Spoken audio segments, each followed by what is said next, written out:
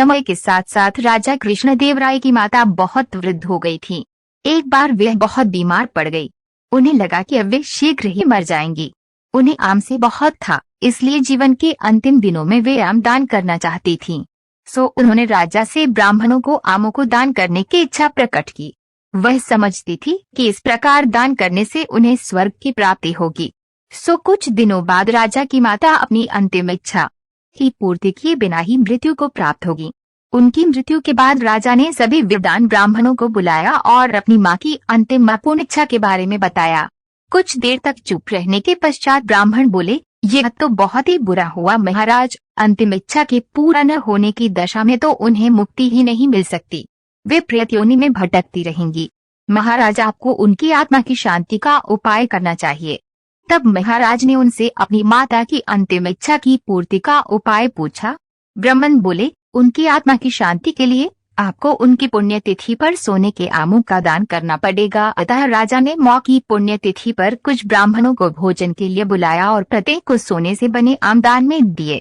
जब तेनालीराम को ये पता चला तो वह तुरंत समझ गया कि ब्राह्मण लोग राजा की सरलता तथा भोलेपन का उठा रहे हैं। सो उसने उन ब्राह्मणों को पाठ पर ढाने की एक योजना बनाई। अगले दिन तेनालीराम ने ब्राह्मणों को निमंत्रण पत्र भेजा। उसमें लिखा था कि तेनालीराम भी अपनी माता की पुण्यतिथि पर दान करना चाहता है, क्योंकि वे भी अपनी एक अधूरी इच्छा लेकर मरी थी। जब से उसे पता चला है कि उसकी मां की अंतिम इच्छा पूरी न होने के कारण प्रेत योनि में भटक रही होंगी, वह बहुत ही दुखी है और चाहता है कि जल्दी उसकी मां की आत्मा को शांति मिले। ब्राह्मणों ने सोचा कि तेनालीराम के घर से भी बहुत अधिक दान मिलेगा, क्योंकि वह शाही विदूषक है। सभी ब्राह्मण निश्चित दिन तेनालीराम के घर पहुंच गए। ब्राह्मणों को स्वादिष्ट भोजन परोसा गया। भोजन करने के पश्चात सभी दान मिलने की प्रतीक्षा करने लगे। तभी उन्होंने देखा कि तेनालीराम लोहे के सलाखों को आग में गर्म कर रहा है। पूछने पर तेनालीराम बोला, मेरी मां फोड़ों के दर्द से परेशान थी। मृत्यु के समय उन्हें बहुत तेज दर्द हो रहा था। इससे पहले कि मैं गर्म सलाखों से उनकी सिकाई करता, वह मर चुकी थी। अब उनकी आत्मा की शांति के लिए मुझे आपके साथ वैसा ही करनी पड़ेगा जैसी कि उनकी अंतिम इच्छा थी। यह सुनकर ब्राह्मण बौखला गए। वे वहां से तुरंत चले जाना चाहते थे।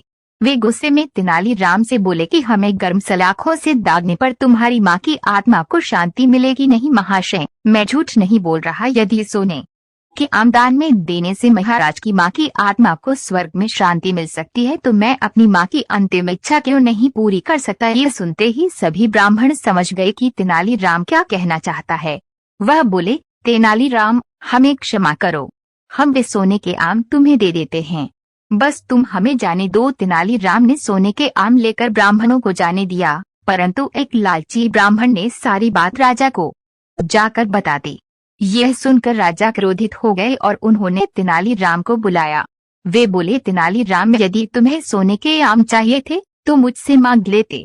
तुम इतने लालची कैसे हो गए कि तुमने ब्राह्मणों से सोने के आम ले लिए। महाराज, मैं लालची नहीं हूँ, अपितु मैं तो उनकी लालच की प्रवृत्ति को रोक रहा था।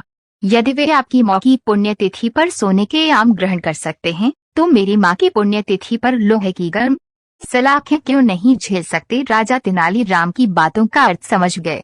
उन्होंने ब्राह्मणों को बुलाया और उन्हें भविष्य में लालच त्यागने को कहा।